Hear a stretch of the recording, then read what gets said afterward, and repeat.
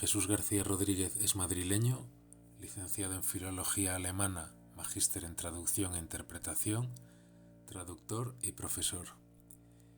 Ha traducido El Cantar de los Nibelungos a Gerasim Luca y a Gustav Landauer, entre otros. Desde 1996 forma parte del Grupo Surrealista de Madrid y del equipo editor de la revista Salamandra, Intervención Surrealista. Ha participado en los libros colectivos de ensayo Todavía no han ardido todas, Los días en rojo, Situación de la poesía por otros medios y Pensar, experimentar la exterioridad. También en los libros colectivos de poesía Indicios de Salamandra, Signos de la aurora, La gran tarde y Clavar limas en la tierra. Ha publicado varios libros de poemas, entre ellos La muerte del capitán, 31 sonetos reciclados, y Migración y Poikilía, primera y segunda parte respectivamente de la trilogía de la troposfera.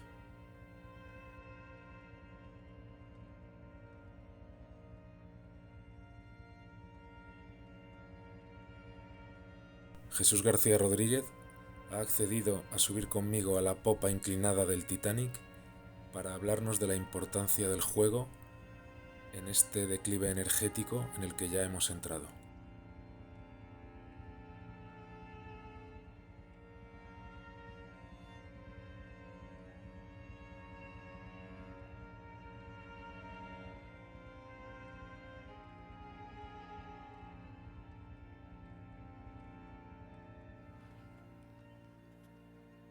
Poikilía, canto quinto, decadencia de las ciudades. Grandes mezquitas de ladrillo cocido, de vastos techos en forma de huevera, de profundas cúpulas galvanizadas en turquesa. Ciudadelas de contramuros de laterita y casamatas de varios pisos, similares a panales de abejas. De vuestros luminosos templos de teja esmaltada y recubierta de oro de Nubia y de lapislázuli de Sare Sang y de diorita de Sherihum, de vuestras pantanosas letrinas de desvaída y tosca terracota, de vuestras espesas poternas que desaguan al río, cerradas con puertas de bronce, solo quedará el amarillo jaramago creciendo juvenil entre vuestros escombros. Gigantescos imperios y canatos y yaganatos y mandarinatos, obstinados inútilmente en terraplenar los márgenes de los ríos. El tiempo emponzoñará el agua que llena las cisternas donde abrevan vuestras ovejas, y devastará vuestras heredades hasta reducirlos a baldíos por donde transitan las culebras, y sobre las ruinas de vuestros basamentos se extenderán tan solo groseros melonares y deslucidos viñedos y desiertos transitados por fenecos, y vuestros reyes sepultados bajo lápidas de mármol se evaporarán en el aire como el humo en los rastrojales. Y brota el niño del vientre de su madre, como la castaña madura de su erizo, y germinan pueblos de desgastados calcañares, cuyos hombres salen a la cosecha de la escanda, y cuyas mujeres, de altos tocados de corteza de abedul, ordeñan en la mañana cabras de ubre enjuta, pueblos de muchachas tan misteriosas y efímeras como la llama del ponche, pueblos milagrosamente extraviados en el tiempo, descaminados de los senderos de la historia, pueblos que se hacinan en achaparradas casas de mampostería, cuyos techos son lajas de pizarra, y se alimentan en los ríos pescando peces de escama verduzca y de empalagoso sabor a cieno. Y esas bárbaras tribus de incierta genealogía, sin leyes y sin escritura, meterán fuego en la casa de Hazael, y consumirán los palacios de Ben-Hadad, y encenderán fuego en el muro de Moab, y consumirán los palacios de Bosra con estruendo en día de batalla, y asolarán los castillos de Asiria, los palacios de Egipto, las ariscas montañas de Samaria, y robarán los 1000 tazones de plata y los 30.000 cuchillos de los templos de Jericó, y robarán los 2000 tazones de oro de los escarpados templos de Babilonia, y se repartirán sangrientos los 1000 dracmas de oro, los 5000 siclos de plata, las 400 mulas y camellos, y las 200 túnicas sacerdotales de los templos de Ezión Geber, y subyugarán a los reyes de Persia, y a los reyes de Bactria, y a los reyes de Mesopotamia, y a los reyes de Sumeria, y a los reyes de Mitanni, y a los reyes de Elam, bajo sus baldaquinos de seda, y a los otros reyes oscuros y amurallados del resto de la Transeufratina, y beberán en el atardecer de la victoria la agria leche de las doncellas. Pero en lo alto del día planea el pendenciero Esmerejón, peregrino del aire, y a la noche, en la cumbre del inflamado cielo de agosto, las Perseidas se derraman como una catarata, y generosamente excesiva, la rosa abre su copa, como labrada por los punzones del más minucioso platero. Así nuestra ignorancia queda inmune, y permanece inexpugnable, universo de mil rumbos, la reverencia a ti debida.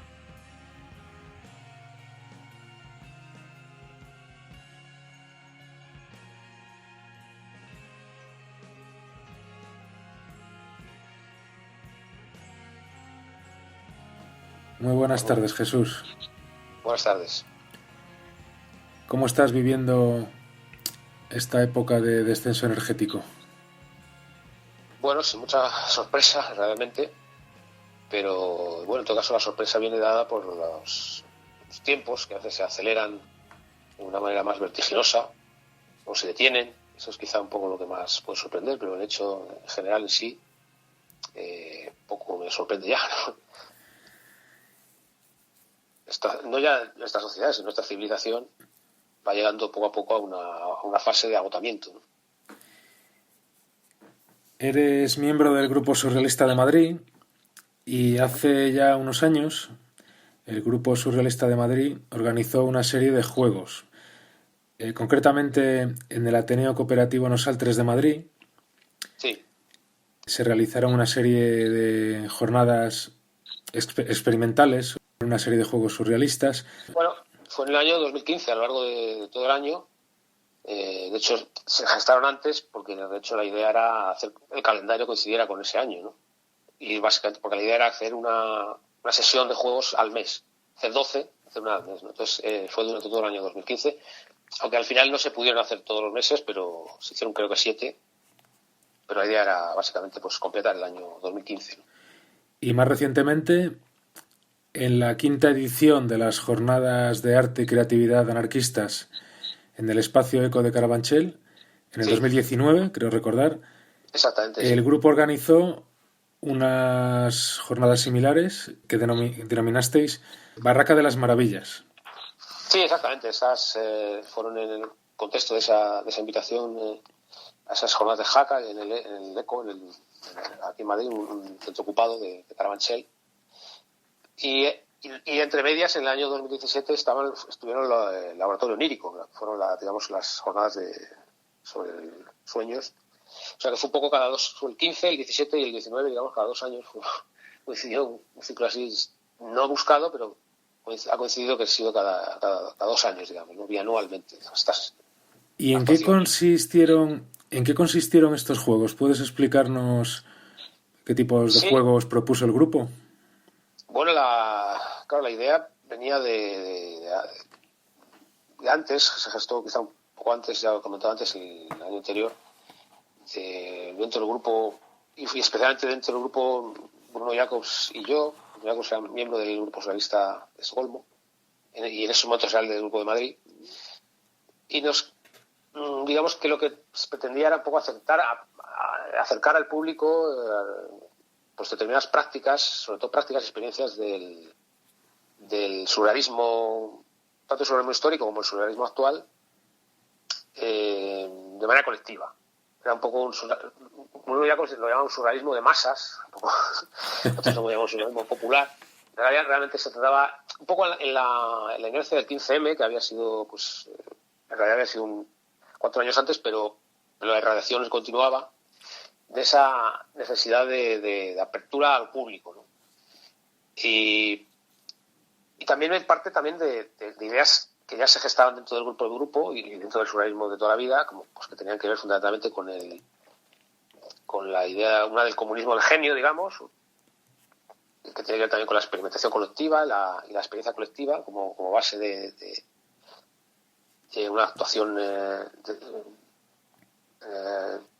espiritual, digamos. Y otra faceta, digamos, importante, que es la poesía por otros medios, que también en el Centro Grupo de Madrid se ha experimentado mucho con ello. Era otra parte, digamos, una especie de nueva dimensión de esa poesía por otros medios, ¿no? Lo que se intentaba hacer aquí. Entonces, bueno, las jornadas pues, realmente como bien han dicho, se desarrollaron en el Ateneo Cooperativo de Nosaltres.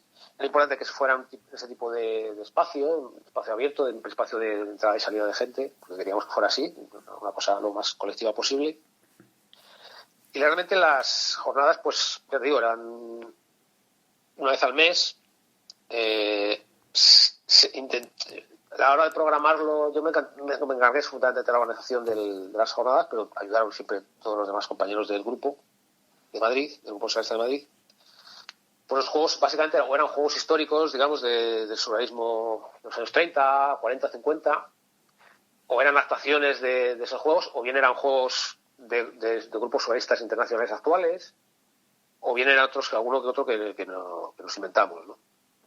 Y bueno, pues así estuve. Y la variedad de los juegos era mucha, ¿no? Había juegos, unos eran quizá más por ejemplo, de lo que hemos llamado la geografía poética, es que tenía que ver con una deriva por la ciudad, ¿no? Uno de ellos, por ejemplo, que consistía en eso, se asignaba yo hacía 3 grupos, y a cada grupo se le asignaba un tema, temas poéticos generalmente, ¿no? Uno era el fantasma, por ejemplo, otro era el hombre nuevo, el mundo nuevo. Sí, algunos de los oyentes estarán pensando en la psicogeografía de los situacionistas, ¿no? Bueno, esto es una versión. Realmente la psicogeografía, el surrealismo, efectivamente, hizo una exploración casi científica de la psicogeografía, pero en realidad antes el surrealismo ya había... Sí, mucho antes que los situacionistas, claro. Y antes de los surrealistas también otros pioneros había de algo que es básicamente lo que significa la exploración poética, podemos decir, de la ciudad moderna, ¿no? Sí, trabajo en la geografía poética dentro del Grupo de Madrid ha sido grande y queríamos también aportar esa parte en algunos de los juegos, ¿no? Este que te digo, pues era lanzando un dardo en un plano de Madrid, pues los grupos salían de donde habían lanzado ese dardo y tenían que buscar información sobre ese tema que les daba, el fantasma, por ejemplo. Buscaban información que luego apuntaban o incluso hacían fotografías. Otros juegos se tenían que ver con con distintos temas, ¿no? Algunos con la evidencia, por ejemplo. Había un juego que era adivinar lo que había dentro de una caja. O por ejemplo, una persona leía yo entregaba una imagen a una de las personas y esa persona tenía que describir con todo el detalle que pudiera esa imagen y los demás se encargaban de dibujarla con la mayor precisión que pudieran. Otras pues que tenían que ver con lo que es tactilismo, que se llama, ¿no? Es decir, podemos llamar el desarrollo de las capacidades táctiles, ¿no? Bueno, ya tengo en total son 7 jornadas con más de 7 juegos, porque en algunas jornadas se jugaban más de un juego. Y fundamentalmente lo que se buscaba era divertirnos por un lado, es decir, una cuestión meramente, pues como todo juego, una cuestión lúdica, pero había detrás también unas cuestiones de tipo más político, ¿no? Tenían que ver, bueno, con una recuperación de la vida verdadera, que decía Gambo, es decir, lo que Breton llamaba el oro del tiempo, es decir, un tipo de experiencia distinta a la que estamos habituados en la vida cotidiana, de una mayor profundidad, de una mayor densidad. En parte también la creación de determinados vínculos a través de esos juegos, una determinada pequeña comunidad, ¿no? de jugadores o de jugantes, digamos, de jugadores. Y en parte incluso lo planteamos de manera todo lo modesta que se puede decir, como una preparación o una propedéutica para un mundo nuevo, ¿no? Para un cambio nuevo, para una realidad distinta, ¿no? Esa es un poco la intención. Agitar unas fuerzas reprimidas, digamos, que están escondidas, las fuerzas del inconsciente, las fuerzas de la imaginación, que nos parecen que son esenciales para todo pensamiento precisamente utópico y revolucionario. Los surrealistas siempre le hemos dado al juego una importancia esencial por todo lo que estás diciendo. En el nuevo número de la revista Salamandra, que se ha editado hace poco, de hecho se ha estado presentando estos días en diversos sitios de la península, recientemente en Santander, por ejemplo. Este nuevo número de la revista Salamandra incluye, además de las secciones habituales, de Más Realidad, Laboratorio de lo Imaginario, incluye una serie de bloques, como pueden ser un bloque dedicado al amor loco erótico, otro bloque dedicado al incendio interior, a la subjetividad moderna, otro bloque es una sección que se llama Fuga de la Revolución, Revolución de la Fuga, que tiene que ver pues con la autonomía, con escapar del capitalismo, en definitiva. Y hay otro bloque muy importante en el que hay un texto tuyo que luego comentaremos sobre el colapso y la utopía. Y se incluye una sección bastante considerable sobre el juego. Que esta sección se titula Del comunismo del genio al genio de lo común. Aquí se recogen parte de los resultados de los juegos que has estado describiendo. Sí. Entonces quería preguntarte dos cosas. Primero, ¿por qué el nuevo número de Salamandra ha dedicado más de 150 páginas a la cuestión de los juegos, aunque ya has respondido en parte en tu anterior respuesta? Y en segundo lugar, si nos podías leer alguno de los resultados, algunos de los resultados de los juegos. Sí, pues por orden, efectivamente, tienes toda la razón. Hay un dossier dentro del último número de Salamandra, que es el del comunismo del genio, en el cual precisamente se resumen y se documentan un poco esas tres jornadas, digamos, de las que hablaba antes, ¿no? Las de los juegos que estamos hablando ahora, la del laboratorio onírico y luego la de la barraca, digamos, de Jaca, ¿no? Ahí está todo, digamos, la información de esos dosieres. Con respecto a la oportunidad, ¿no? de efectivamente tratar un tema como ese junto a otros temas, como los temas más estrictamente políticos, como los que has mencionado, bueno, forma parte realmente de la propia dinámica de la actividad surrealista, ¿no? Lo político está invertebrado en lo poético, lo poético en lo político, lo onírico en los dos. En fin, siempre hay una superposición de planos que nos parece que además es la que funciona en todo cambio revolucionario real, ¿no? No es una cuestión monolítica de un cambio político o de un cambio estrictamente cultural, ¿no? Se produce un cambio en todos los sentidos y es con eso con lo que el surrealismo siempre ha jugado y ha experimentado, ¿no? Por eso, de ahí viene la idoneidad desde nuestro punto de vista de la incorporación de estas experimentaciones, digamos, ¿no? Que son las que plasmamos allí, ¿no? En realidad se trataría un poco de un aprendizaje precisamente de lo opuesto a lo que vivimos, ¿no? Un aprendizaje de la improductividad por un lado y un aprendizaje de la inocencia y de la ingenuidad por otro, ¿no? El tiempo de la revolución es, desde luego, el tiempo desde nuestro punto de vista, el tiempo de la inocencia y, por tanto, pues, también el tiempo de la libertad, ¿no? Y en el juego es precisamente donde la libertad se plasma de manera más práctica, ¿no? Es un momento en el que el humano al jugar está siendo libre, ¿no? Este es un juego, en el juego siempre interviene la libertad y el azar, ¿no? Por eso de ahí la importancia también práctica de este asunto, ¿no? No solo ya como diversión, digamos, sino también como una especie de propedéutica como he dicho antes, de propedéutica para la revolución, ¿no? Como preparación para la revolución, ¿no? Y efectivamente en los juegos, pues hay, por ejemplo, he hablado antes de este juego sobre el tactilismo. Sí puedo, por ejemplo, leeros alguna de las conclusiones. Sí, por favor, a ver. Este juego, que fue el del mes de febrero de ese año, está inspirado en un proyecto fallido del poeta rumano Gerasim Luka, que era para la Exposición Surrealista Internacional de París del año 1947. No se llegó a... La exposición sí tuvo lugar, lo que no tuvo lugar es el proyecto de Luka, no se llegó a realizar. Y esto está un poco inspirado en él. Básicamente eran creamos dos espacios totalmente a oscuras, bastante pequeños también, dentro del Ateneo, y entonces la gente entraba allí con los ojos vendados, aunque tampoco hacía nada falta, porque ya digo, estaban oscuras. Y entonces uno de ellos las paredes estaban todas cubiertas de objetos de todo tipo, entonces simplemente se trataba de que los invitados fueran tocando y palpando lo que allí había.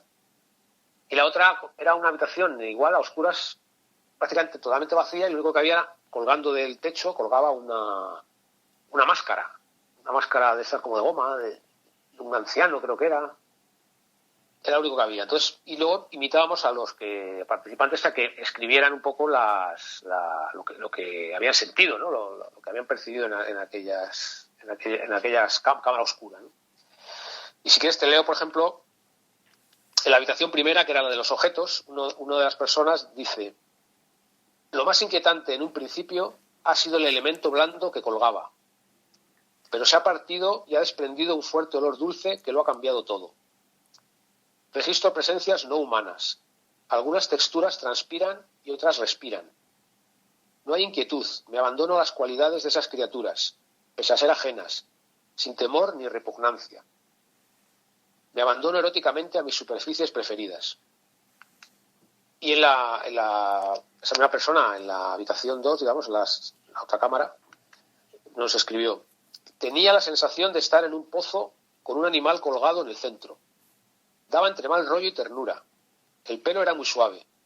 Debía ser un animal muy achusable. Sin duda es la reina del salón.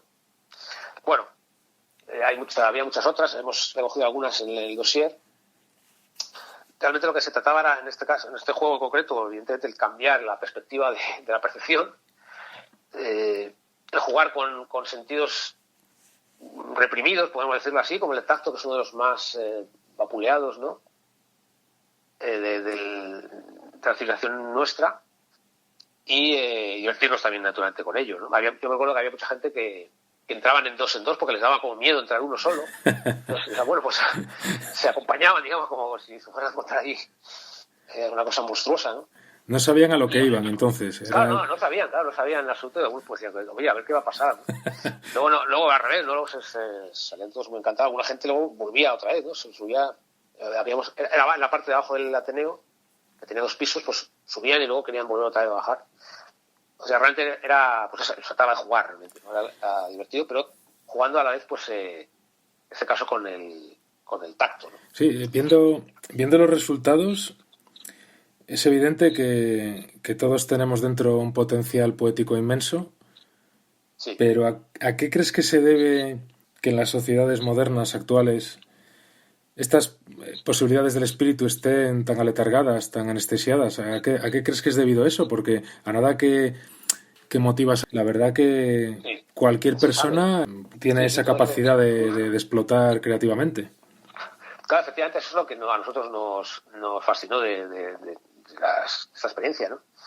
Tiene que ver con lo que he comentado antes del comunismo de genio, realmente, de que cualquier humano, cualquier inteligencia humana es genial, o es un genio, ¿no? Es capaz de crear y de experimentar lo que es la esencia misma de lo poético, ¿no? Bueno, la razón, y efectivamente, nos sorprendía mucho ver que eso que los surrealistas experimentaron en su época, pues lo experimentamos nosotros en la nuestra, ¿no? Pese efectivamente al cambio que ha habido dentro de esta propia civilización. Bueno, la razón, pues, es bastante clara. Es como siempre la hegemonía de nuestra civilización, la hegemonía absoluta de la razón instrumental, ¿no? De la razón económica, de la razón productiva, como queramos llamarla. Lo de siempre, el terrorismo del dinero, básicamente, ¿no? Que es el fin último, se convierte en el fin último de todas las actividades humanas, ¿no? Y eso lo que hace, pues evidentemente, es el desarrollar determinadas capacidades y atrofiar y anular completamente otras, ¿no? De orden espiritual, ¿no? Eso es mientras que fomenta sobre todo las capacidades de orden racional, más estrictamente racional, pues las espirituales parece que quedan completamente mermadas, ¿no? Pues casi todas ellas, ¿no? La fantasía, la imaginación, de la que hemos hablado, ¿no? Pero también el erotismo, del que también hemos hablado, ¿no? Que en Occidente pues parece que está ya desaparecido, ¿no? Aquí ha sustituido ya completamente la pornografía, ¿no? Así es. La capacidad de jugar, por jugar, ¿no? Que es lo que nos proponíamos aquí, también se va perdiendo, ¿no? El simple juego por el juego, ¿no? El juego improductivo, podemos llamarlo, ¿no? El humor, pues ya la ironía, pues ya prácticamente está extinguida, ¿no? Lo mismo que el humor negro, ¿no? Parece que son cosas extinguidas e incluso perseguidas, ¿no? La digitalización actual tiene mucho también que ver con esto, creo. No, por supuesto.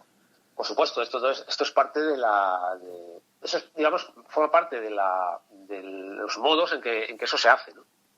La razón es esa, es obviamente pues el que todo debe estar dirigido al dinero y la manera en que se ejecuta, evidentemente es utilizando siempre la microelectrónica y las nuevas, la virtual, todas estas nuevas tecnologías de última generación, digamos, ¿no? ¿Y puedes leernos, por favor, algún otro fragmento, algún otro resultado de ese juego o de otro? Sí, pues no sé, hicimos muchos. Por ejemplo, había uno que era el juego de la anatomía, que básicamente se le proporcionaba a los jugadores dos imágenes muy rudimentarias de un hombre y una mujer desnudos, digamos, y se trataba de que a la parte del cuerpo de esas imágenes que quisieran le asignaran un lugar de la ciudad, un lugar objeto de la ciudad, ¿no? Un monumento o una calle o lo que ellos quisieran. Y luego posteriormente que dijeran si querían por qué razón habían. Es decir, tenía como dos fases. Una primera más directa, más intuitiva, es decir, simplemente más automática, diríamos, de decir, pues rápidamente pongo esto, y el otro poco intentar fundamentarlo. Por ejemplo, un ejemplo de alguien que tomó el cuerpo de una mujer como referente, pues nos dice, mira, la cabeza de la mujer, la calle del Espejo. Todo esto se refería a Madrid porque, bueno, se realizaba todo en Madrid, ¿no? La calle del Espejo por la mirada, los ojos. El pecho de la mujer, pues Tirso de Molina ha puesto ella. Pues el corazón que palpita en la memoria. El brazo, pues el pasaje del codo, pues por el nombre y por la forma. El vientre, pues el templo de Devoz, que es un templo egipcio que hay aquí en Madrid. El vientre prenatal de la ciudad. Las piernas, el acueducto de Segovia. Largo como una pierna y el impulso necesario para saltar desde él al vacío. Bueno, se intenta tratar, es un poco psicogeografía poética, más bien geografía poética, perdón, y es también en cierto modo un juego analógico, ¿no? Un juego con la analogía que estaba inspirado en un juego del grupo socialista de Londres, ¿no? El juego de la frenología se llamaba. Uh-huh. El nuevo número de la revista Salamandra, como he dicho antes, incluye un bloque también bastante considerable dedicado al colapso, del que se habla o se está empezando a hablar mucho ahora. Incluye un texto tuyo que se titula Dejando atrás esta civilización, notas para la fenomenología de un colapso civilizatorio. Claro, yo podría estar aquí una hora preguntándote sobre esta cuestión, pero voy a lanzarte solo dos preguntas que tienen que ver con la anterior, ¿vale? Sí. Una es la siguiente. En un momento determinado del texto comentas algo así como que el término colapso no te convence mucho. Y la pregunta es ¿por qué? Y en segundo lugar, en el texto también hablas de que en esta situación de colapso o de transición hacia no se sabe qué, debemos plantearnos la cuestión de pasar a una nueva civilización. Sí. ¿Qué papel desempeña el juego libre, el juego colectivo, en esa transición hacia una civilización otra? Sí. Bueno, pues por contestar, primero, antes que todo, de decir que ese texto se escribió antes de la pandemia. Es decir, que la pandemia, nuestra idea era publicar la revista justo en los meses justo en que se declaró la pandemia, era cuando teníamos pensado ya casi entregarlo a la imprenta. Por lo tanto, ese texto es el anterior. Es decir, que el tema del colapso, o de como queramos llamarlo así, era un tema que ya tratábamos como otros muchos, bastante antes de... Así es, sí. Bueno, hace años.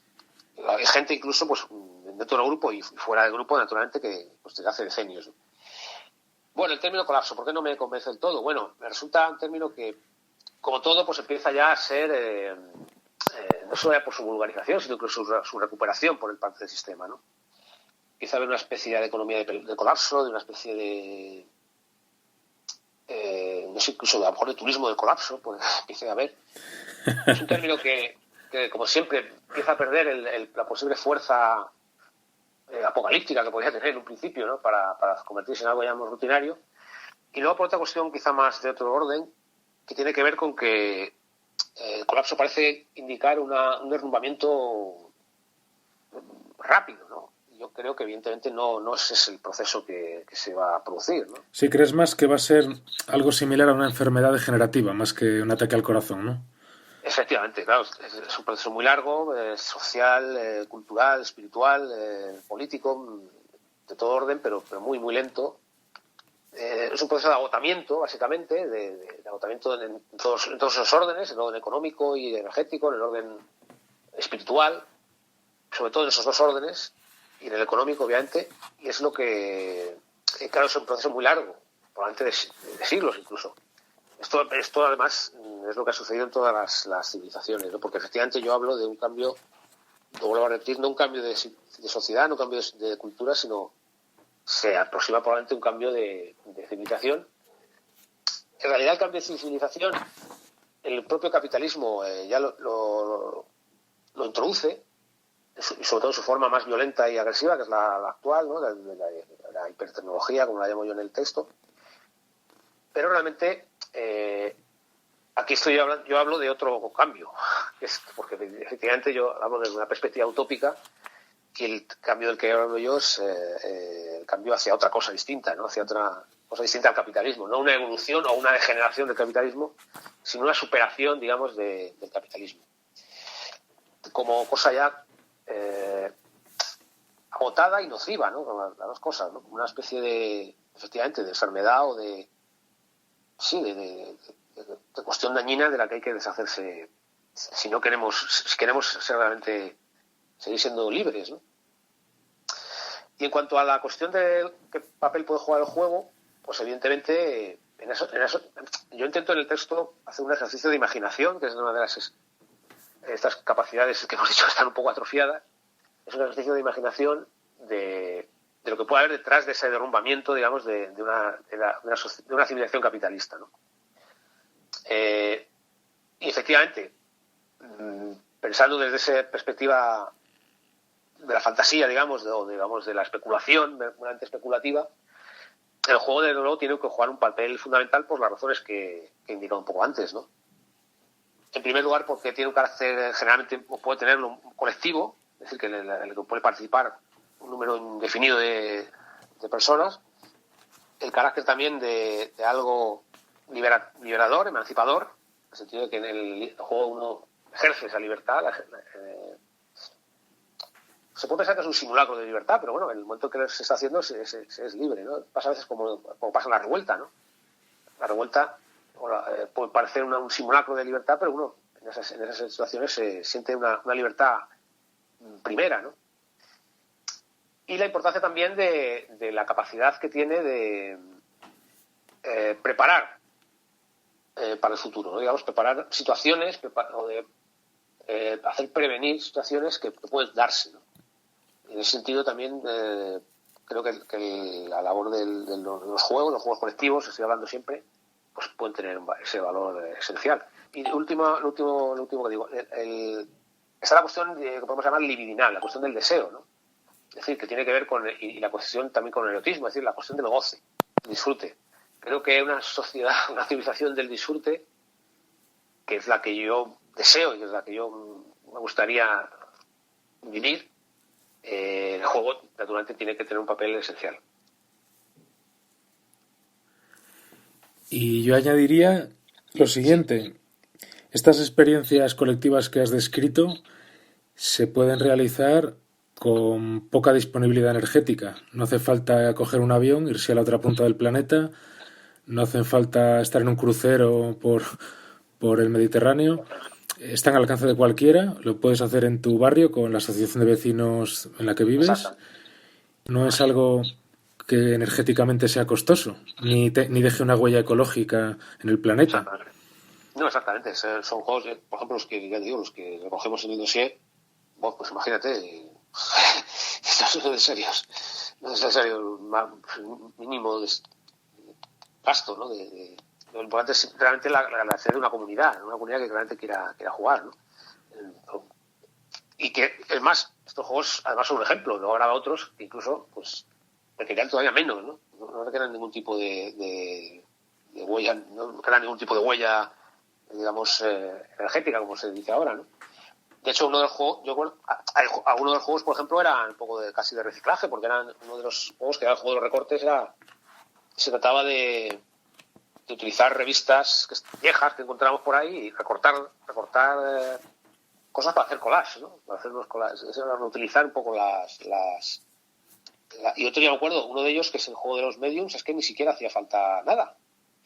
Porque realmente era salir a la calle y apuntar cosas que uno iba escuchando de las conversaciones de gente que no conocía. Y luego,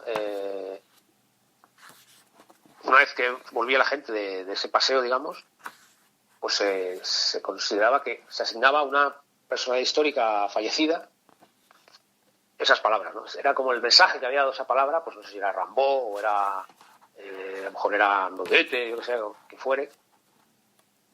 Era como el mensaje mediúmnico que daba esa persona ilustre, ¿no? Con lo cual, pues que ahí no hacía falta ni ningún tipo de gasto más allá de apuntar en un papel, quizá, ¿no? Donde se quisiera, ¿no? ¿De ese juego puedes leer algún resultado? ¿O lo tienes a mano? No, de este juego no tenemos... No sé qué pasó, no hemos puesto alguno. Tendría que buscarnos por ahí, pero no tengo ahora mismo... Vale. Pero sí recuerdo, por ejemplo, que las figuras históricas que, digamos, a las que se atribuían esos mensajes mediúmnicos, que eran mensajes encontrados en la calle, ¿no? Digamos, en vez del objeto encontrado eran mensajes encontrados, ¿no? Pues uno de ellos era, efectivamente, intentar buscar un poco gente que había sido un poco vidente también, ¿no? Uno era Rambo, creo que era ella, uno de ellos. No sé si estaba también Swedenborg, William Blake, eran, digamos, personas así un poco envueltas de un cierto aura de videntes, ¿no? Pero no se han recogido concretamente las respuestas, ¿no? Y en cuanto a la cuestión de que estaba diciendo, pues efectivamente, una de las cuestiones importantes de estos juegos era también la de romper con la rutina, digamos, de una forma de ocio que se nos impone desde la industria del ocio o el ocio, digamos, industrializado, que parece como que absorbe todas esas energías, posibles energías de goce, de disfrute o de libidinales dentro de sí, para convertirlos para meternos dentro del circuito económico, ¿no?